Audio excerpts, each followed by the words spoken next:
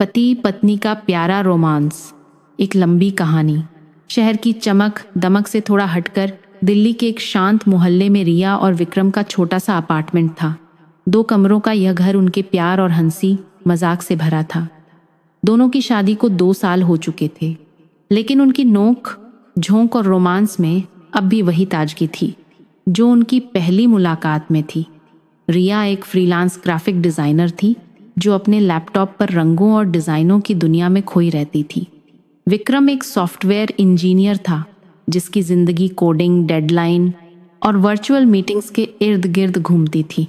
लेकिन इन सब के बीच दोनों के लिए सबसे खास थे वो छोटे छोटे पल जो उनके रिश्ते को अनमोल बनाते थे।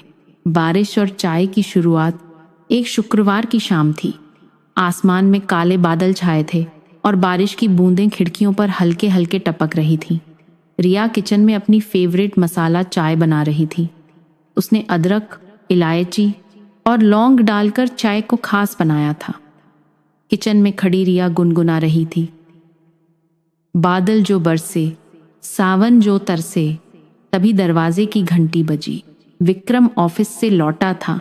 उसका सूट बारिश में हल्का हल्का भीग गया था और बालों से पानी की बूंदें टपक रही थीं। उसने बैग को एक तरफ रखा और रिया को पीछे से हल्के से गले लगाया। क्या बात है मिसेज शर्मा, आज चाय में क्या जादू डाल रही हो? उसने शरारत भरे अंदाज में पूछा। रिया ने हंसते हुए उसे हल्का सा धक्का दिया। हटो विक्की, बारिश में भीग कर आए हो, पहले जाओ कपड़े बदलो। चाय तैयार है, तुम्हारे लिए खास अदरक डाली है ताकि ठंड न लगे। विक्रम ने नकली गंभीरता से कहा। अरे वाह, मेरी बीवी को मेरी इतनी फिक्र, लगता है आज कुछ खास बात है। रिया ने आंखें तरेरी, लेकिन उसकी मुस्कान छुप नहीं पाई। जाओ जल्दी करो वरना चाय ठंडी हो जाएगी, उसने कहा और चाय के मग टेबल पर रख दिए। चाय और पुरानी यादें। विक्रम ने जल्दी से कपड़े बदले और अपने पसंदीदा नीले पजामे और पुरानी टी शर्ट में लौटा। दोनों सोफे पर बैठ गए, हाथ में चाय के मग लिए। बाहर बारिश अब तेज हो चुकी थी और कमरे में हल्की सी ठंडक थी। रिया ने पास रखा कंबल खींचा और दोनों के ऊपर डाल लिया। विक्की, याद है हमारी पहली डेट पर भी ऐसी ही बारिश हो रही थी? रिया ने चाय का घूंट लेते हुए कहा। उसकी आंखों में शरारत चमक रही थी। विक्रम ने ठाका लगाया। हाँ, और तुमने मेरी छतरी चुरा ली थी क्योंकि तुम्हारी छतरी तो फट चुकी थी। और फिर वो कैफे में तुम कॉफ़ी के लिए मुझसे बहस कर रही थी कि मैंने ऑर्डर गलत किया।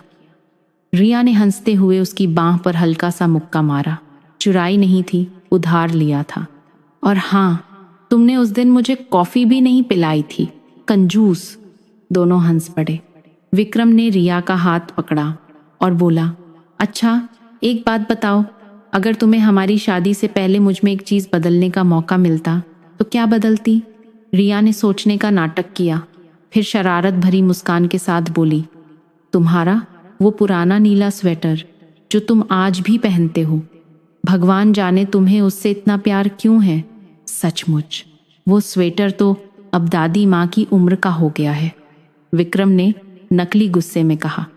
अरे वो मेरा लकी स्वेटर है, उसने तो तुम्हें मुझसे मिलवाया। अगर वो ना होता तो तुम आज किसी और की बीवी होती।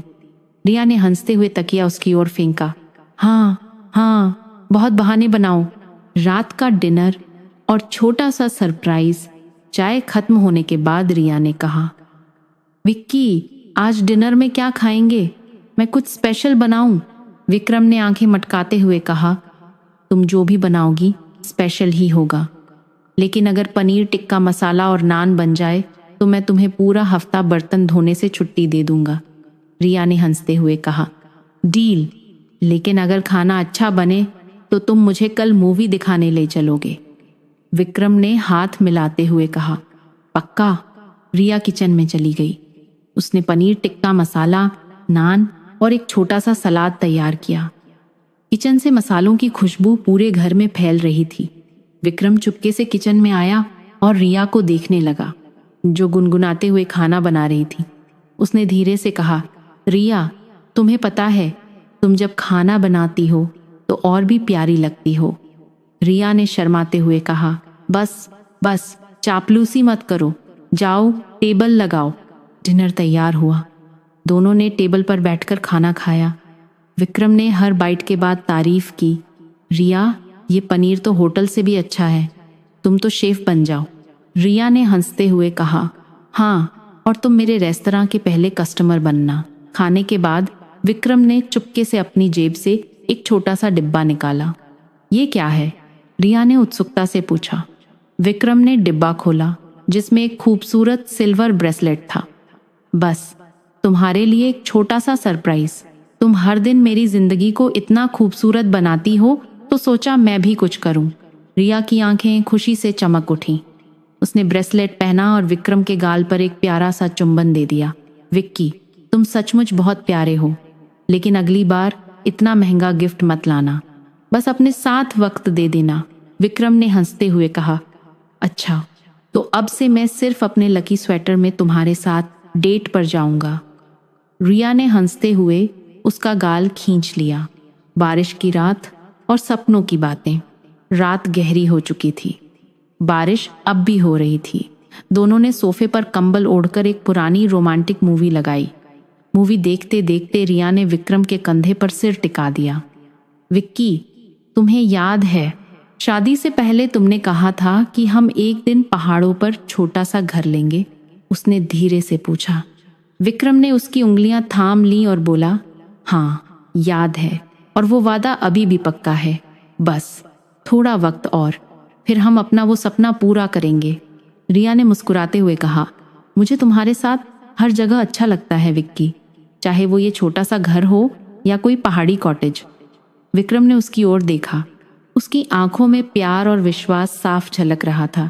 उसने रिया के माथे पर हल्का सा चूम लिया और बोला, तुम मेरे लिए मेरा घर हो रिया, तुम जहां मेरा घर वहीं। रिया ने हंसते हुए कहा, हाय, इतना रोमांटिक कैसे हो गए तुम? मूवी का असर है या चाय का? विक्रम ने हंसते हुए जवाब दिया, न मूवी का न चाय का, ये तुम्हारा जादू है मिसेज शर्मा।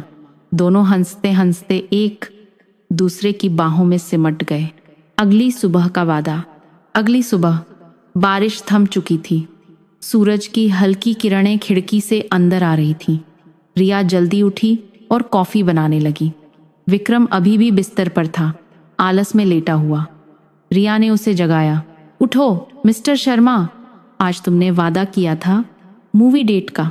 विक्रम ने आंखें मलते हुए कहा, हाँ हाँ, जा रहा हूं, लेकिन पहले एक कॉफी तो पिला दो। रिया ने हंसते हुए कॉफी का मग उसके हाथ में थमाया और बोली, चलो जल्दी तैयार हो, आज हम मूवी देखेंगे, पॉपकॉर्न खाएंगे और शायद थोड़ा सा डांस भी करेंगे। विक्रम ने कॉफी का घूंट लिया और बोला, डांस? अरे, मैं तो सिर्फ तुम्हारे लिए नाच सकता हूं। रिया ने हंसते हुए कहा, तो फिर तैयार रहो, क्योंकि आज मैं तुम्हें नचाऊंगी। दोनों की हंसी से घर फिर से गूंज उठा। ये कहानी रिया और विक्रम के साधारण लेकिन प्यार भरे रिश्ते को दर्शाती है। उनकी छोटी छोटी बातें, नोक झोंक और एक दूसरे के लिए छोटे छोटे सरप्राइज उनके रिश्ते को और मजबूत बनाते हैं। ये एक ऐसी कहानी है जो हर उस जोड़े को पसंद आएगी जो अपनी रोजमर्रा की जिंदगी में प्यार और हंसी को जिंदा रखता है।